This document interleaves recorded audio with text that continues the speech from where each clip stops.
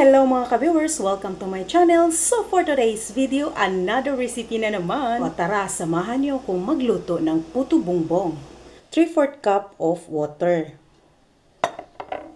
1 teaspoon na OB flavor. So halo-haloin lang. Ihanda na natin ang ating 3 cups glutinous rice flour. At i-mix natin ang 1 cup of rice flour. Ayan, so mix lang natin. Ayan, so tapos na natin siyang mahalo and then isusunod na natin ang ating wet ingredients natin. Unti-unti lang natin siyang ilalagay.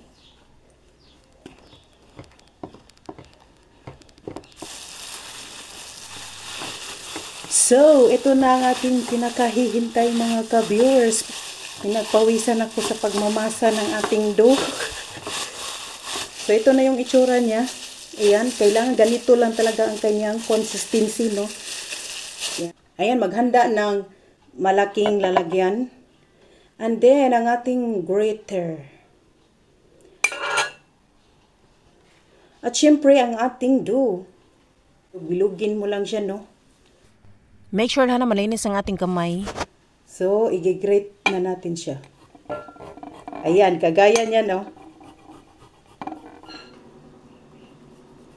Tapos na natin siya manidnit. Ating banana leaves. Kasi ibabalot natin siya sa banana leaves. Ating butter. Ating brush. Iano natin siya sa butter. Pwede din kayong gumamit ng margarine kung gusto nyo. I-grease natin siya ng butter para hindi siya didikit. Isang ganito lang. Tapos, yan ang ganyan. Tapos, kailangan yung lalagyan nyo ay makasya dito. Kailangan makasya siya. Diyan. Pa rin, pahiran ng butter or margarine, ang dahon ng saging, at maglagay tayo ng magdidepende sa inyo ha kung gaano karami ang ilagay nyo. Ay, natapos din mga ka-viewers. So, ito na siya. Tapos na natin siyang balutin. So, ilalagay na natin siya sa steamer. Nailagay na natin siya sa steamer, takpan natin at lutuin natin siya ng 20 minutes. So, buksan na natin. Tapos na ang kanyang timer. Tarararan! Viewers, luto na ang ating puto bumbong. So, tatanggalin na natin siya sa kanyang dahon at ilagay na natin siya sa malinis na platos. Ayan.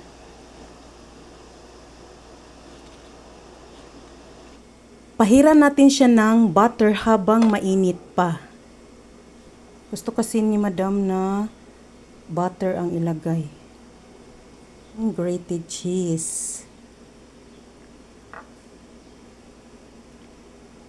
Lagyan natin ng kondensada.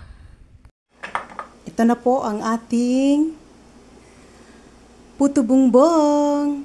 At ito naman ay may toppings na grated coconut. Ito na po ang ating puto bumbong. So, tikman na natin.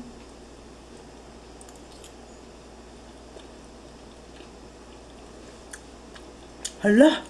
Hala! Ang sarap! Promise, ang sarap po niya, oh. Perfect pang merienda at pang negosyo. Ang sarap po talaga niya.